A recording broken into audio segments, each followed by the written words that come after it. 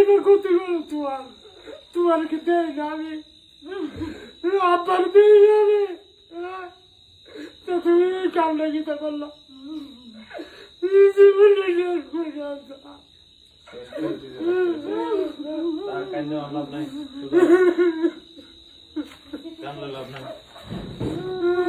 দেখুন বন্ধুরা, বর্তমানে আমাদের দেশের মিডিয়ার কি অবস্থা। শেষ পর্যন্ত সাধারণ মানুষের ব্যক্তিগত জীবনেও এদের হস্তক্ষেপ। কেন, কি দরকার ছিল?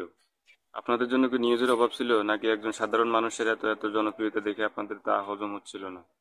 কি আপনাদের হাঁটু ভাঙা একটা চ্যানেলের কিছুমাত্র টিআরপি বাড়ানোর জন্য একজন সহজ সরল সাধারণ মানুষের জীবনে ইন্টারফেয়ার করে এভাবে তার জীবনটাকে ধ্বংস করে দিচ্ছেন?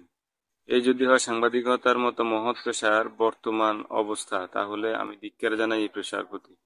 সাধারণ মানুষের পারিবারিক জীবনে অনেক কিছুই হবে, অনেক ঝামেলা হবে, এগুলা যদি আপনারা এভাবে পাবলিশ করে দেন, তাহলে মানুষের ব্যক্তিগত বলতে আর রইল বাকি? প্রশ্ন রইল আপনাদের প্রতি। ভিডিওটি ভালো লাগলে একটা করে শেয়ার করে যাবেন। সবাইকে ধন্যবাদ।